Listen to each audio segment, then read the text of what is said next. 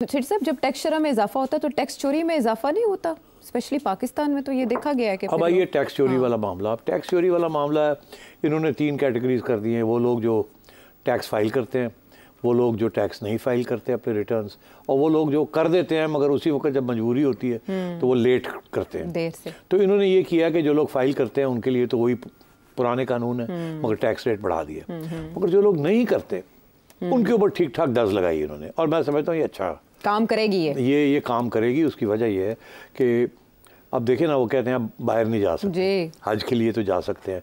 अब बंदा हज के लिए एक ही दफ़ा जाएगा ना साल में, तो उसके बाद अगर आपने लंदन जाना है या इधर जाना है या उधर जाना है किसी चीज़ के लिए, तो आपको जाने नहीं देंगे। वो कहेंगे पहले दिखाएं आपका नेशनल टैक्स नंबर, आप बताएं आपने फ़ाइल किया कि नहीं किया। जैसे ही आप फाइल करेंगे, जो भी है 2 रुपये की टैक्स रिटर्न फाइल करते हैं या 10 रुपये की या 1 लाख रुपए की, आप नोटिस में तो आ जाते हैं ना।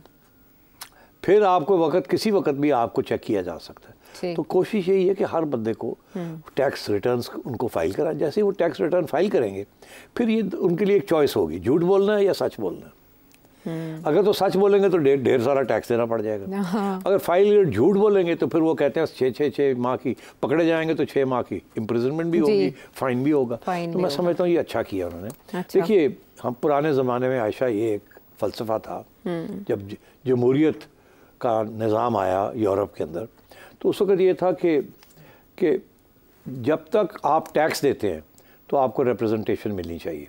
अगर आप टैक्स ही देते हैं तो आपको रिप्रेजेंटेशन नहीं है। नो टैक्स विदाउट रिप्रेजेंटेशन, मतलब इसका ये है कि अगर आप टैक्स नहीं देते तो आपको वोट भी नहीं मिलता था पुराने ज़माने में। अच्छा। यूरोप के अंदर जब से आपने टैक्स देना पिया, आप टैक्स पेयर बने तो आप वोटर भी बन गए। ठीक है। तो अब यहाँ भी वो यही कह रहे हैं कि अगर आप टैक्स नहीं देंगे तो आपसे बहुत सी इस वक्त जो सिटीजन्स की जो सहूलतें आपको मिली हुई हैं वो आपसे छीन ली जाएंगी। तो अब यही हो गया कि अब टैक्स देना पड़ेगा सबको। अच्छा, अब बात यह है कि कौन से लोग हैं जो झूठ बोलेंगे, कौन से सच बोलेंगे। सच बोलेंगे तो जेबें कट जाएंगी, तो मेरे ख्याल झूठ तो सारे बोलेंगे। उसमें से कौन से पकड़े जाते हैं और कौन से नहीं पकड़े जाते, आज नहीं कल, कल नहीं परसों। टैक्स अथॉरिटीज़ के पास 5 साल होते हैं आयशा, कि 5 साल पीछे भी जाके वो कोई ना कोई आपका केस खोल सकते हैं। तो आज झूठ बोल के आप निकल जाएंगे, आपको चेक नहीं करेंगे कि हाँ ठीक है चलो जी। अगले साल फिर झूठ बोल कर निकल जाएंगे कि जी मैं तो सिर्फ 10 रुपये देने दें। तीसरे साल शायद पकड़े जाएं आप, तीसरे साल स्क्रूटनी में आ जाएं आप। वो कंप्यूटर कहे जी इनको भी चेक कर लें। जब उनको चेक किया जाएगा तो आप पकड़े जाएंगे। जब आप पकड़े जाएंगे तो पिछला हिसाब भी निकल आएगा, उसके ऊपर भी निकल आएगा और पेनल्टियाँ लगनी शुरू हो जाएंगी। तो कहीं ना कहीं झूठ पकड़ा जाएगा। अच्छा। हाँ, तो इसलिए मैं समझता हूँ ये अच्छा है कदम उठाया उन्होंने कि टैक्स जो लोग फाइल नहीं करते उनके ऊपर प्रेशर होगा फाइल करने का। तो this is a good thing, because तुम और मैं तो, हमारा तो टैक्स जैसी तनख्वाह मिलती है वो तनख्वाह टैक्स काट के दे देते हैं। पहले सारा कुछ ही कट जाता है। ठीक है, तो हम तो छुपा नहीं सकते।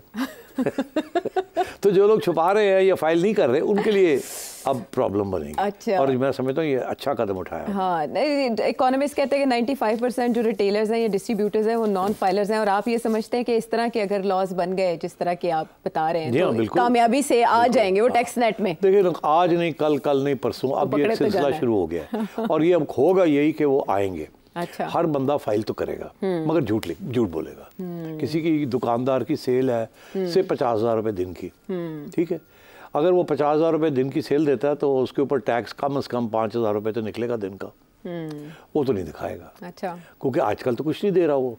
तो वो करेगा क्या कि वो 5,000 की जो 50,000 की जो सेल है वो कहेगा मेरी 15,000 की सेल हुई है। अच्छा। और मेरे 14,000 के खर्चे थे। हाँ। किराया था, बिजली का बिल था, ये तो मेरा तो बस मर के मैं तो जी रहा हूँ, तो मैंने टैक्स कर देना। अच्छा। मगर कल को परसों को कहीं ना कहीं वो पकड़ा जाएगा, वो स्क्रूटनी में आ जाएगा। तो ठीक है, लेकिन जब स्क्रूटनी में आएगा तो फिर वो पूछते हैं, पिछले भी खाते खुल जाएंगे। पता क्या होता है स्क्रूटनी में? अभी तो सेल्फ सर्विस है ना, कोई बात नहीं। इतने लोग हैं, कौन हर एक का चेक करे? तो 30,000 FBR के लोग हैं, 30-40 हज़ार इससे, और आपके मिलियंस के अंदर टैक्स पेयर्स हैं, तो हर एक तो आप चेक कर सकते हैं। मगर जब वो कंप्यूटर कहता ना कि ये 10%, उसके अंदर आप भी आ गए। हाँ। जैसे ही आप आए तो फिर क्या होता है? फिर वो कहते हैं बैंक स्टेटमेंट भी दिखाएं। ठीक है। फिर वो बैंक स्टेटमेंट मांगते हैं। अब बैंक स्टेटमेंट आपके पास आ जाता है FBR के पास, उसमें लिखा हुआ इतनी है पैसे आए, वो भैया कितों आ रहे हैं पैसे? वो तो कहना मेरी सेल ही कोई नहीं। तो इतने तो बड़े लाखों रुपए के पैसे आ रहे हैं, जा रहे हैं, आ रहे हैं, जा रहे हैं, क्या हो रहा है? तो जब बुलाएंगे कि बताओ ये क्या है, तो फिर फंस जाएंगे आप। तो इसलिए, और क्योंकि अब लोग जो है बैंकों में तो पैसे रखते हैं, मगर बैंकों को इजाज़त नहीं है ये डिटेल देने की टू द FBR। उस स्क्रूटनी के अंदर बैंक से ये उनका बैंक स्टेटमेंट मंगवाया जा सकता है, और वो आपको कहते हैं कि अपना बैंक स्टेटमेंट लेके आए, उसमें से पता लग जाता है क्या हुआ क्या नहीं। तो मैं समझता हूँ आहिस्ता आहिस्ता टैक्स नेट के अंदर लोग आ जाएंगे। ये काम 20 साल पहले करना चाहिए था या 30 साल पहले होना चाहिए था। क्यों नहीं हुआ फिर पहले? वो इसलिए क्योंकि टैक्स अथॉरिटीज़ भी ये नहीं चाहती कि जो एवेन्यूज़ हैं करप्शन की वो बंद हो जाए, बिकॉज सारे ही खाते हैं ना, खाते पीते हैं, जो चोरी करता है वो भी और जो चोरी को छुपाता है वो भी, तो ये इसमें सभी मुलव्वस हैं। तो इसलिए ये अब ये है कि ये करना होगा, इंस्टीट्यूशनलाइज किया जा रहा है। और एक स्टेज ये भी आ सकती है आयशा कि वो गवर्नमेंट ये कहे कि जी टैक्स अथॉरिटीज़ जो हैं जिसका बैंक अकाउंट देखना चाहें वो देख सकते हैं। ये आज नहीं हुआ, कल को ये भी हो सकता है कि एक कमेटी बन जाए कि जी कंप्यूटर आइडेंटिफाई करें ये लोग, उनकी जब स्क्रूटनी हो तो उनको कहें हमें इनके बैंक रिकॉर्ड्स भी जो है सारे के पुराने अगले सब देखने हैं, हमने सिर्फ लेटेस्ट बैंक स्टेटमेंट नहीं देखना। ठीक है, तो ये चीज़ें आने वाली हैं सारी। बेहतर यही है कि लोग टैक्स नेट में आ जाएं, अपनी जितना खर्चा है वो करें, जो टैक्स देना है वो दें। लोग टैक्स देते क्यों नहीं? हुकूमती पॉलिसीज़ पे एतमाद नहीं होता। हाँ बिल्कुल, वो समझते हैं चोरी हो जाते हैं, हम पैसे देंगे, खा पी जाएंगे सियासतदान या इंस्टीट्यूशंस ले जाएंगी, और वो क्या हमें मिलता क्या उन इंस्टीट्यूशन से? ना दिफा मिलती है कोई ख़ास, ना ये मिलता है ना वो मिलता है, ना जस्टिस मिलती है ना इंसाफ मिलता है। तो ये ना ब्यूरोक्रेसी जो है इफिशिएंट है, वो खाते पीते रहते हैं सारा वक्त हमारे, तो हम क्यों दे? तो बहुत से लोग जो है वो चैरिटी को देते हैं जी, बताते नहीं है हमने दिया, बिकॉज वो भी आपकी इस मुल्क में जब तक चैरिटी रजिस्टर्ड ना हो उस वक्त तक आप किसी चैरिटी को भी पैसे दें तो वो माफ़ नहीं होते, वो कहते हैं जी इसी तरह से टैक्स लावांगे। तो लोग बताते ही नहीं है, कच्चे काम कर देने, कच्चे टैक्स चैरिटी को देते हैं, कच्चे में खाते पीते हैं, और सारी जो इकोनॉमी है वो कच्चे पे चलती है। चले ये कच्चे की इकोनॉमी को भी शिकंजे में लाने के लिए इकदाम तजवीज़, लेकिन ये जो सब ख्वाब हैं, हाँ ये जो बजट है पूरे होंगे? ये नहीं, मेरा ख्याल है एक मिनी बजट भी आएगा।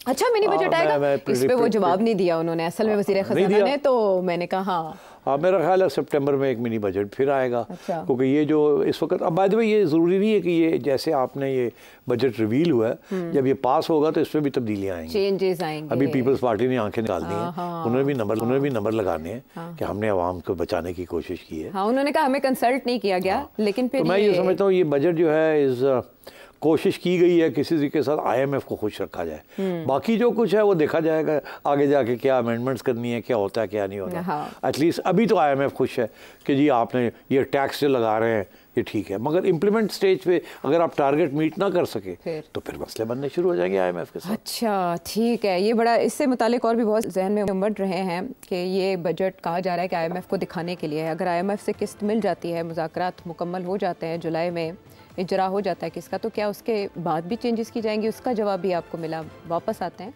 एक ब्रेक के बाद।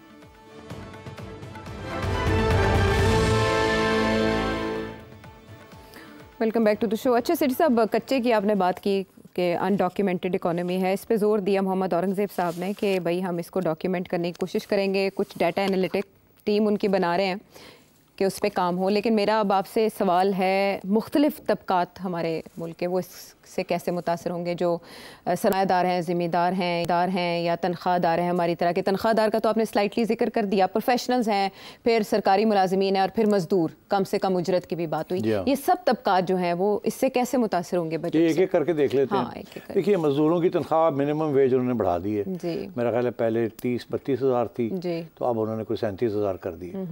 क्या ये इम्प्लीमेंट, ये अच्छी बात है, कम से कम इतने पैसे तो मिलने चाहिए मज़दूर को, या मिनिमम वेज होनी चाहिए। जहाँ भी आपको एम्प्लॉय किया गया, चाय बना के देनी है, जो भी है हेल्पर है, तो लोग 20-20, 25-25 हज़ार पे काम कर रहे हैं, अब वो कहते हैं कम से कम उनको 37 हज़ार मिलनी चाहिए। बहुत अच्छा कदम है, मगर क्या इम्प्लीमेंट होगा या नहीं होगा? बहुत से और लेबर लॉज हैं, ऐसे तरीके हैं कि इसको बाईपास किया जाता है। तो क्या लोग फिर भी सरमायादार लोग या जो लोग एम्प्लॉय करते हैं इनको बाईपास करेंगे या नहीं करेंगे? मेरा ख्याल है कुछ हद तक होगा, कुछ हद तक नहीं होगा, थोड़ा पड़ेगा। तो अच्छी बात है, मिनिमम वेज होनी चाहिए, मगर क्या एज आई सेड इम्प्लीमेंट होगी या नहीं होगी? बहुत से तरीके हैं इसको बाईपास करने के।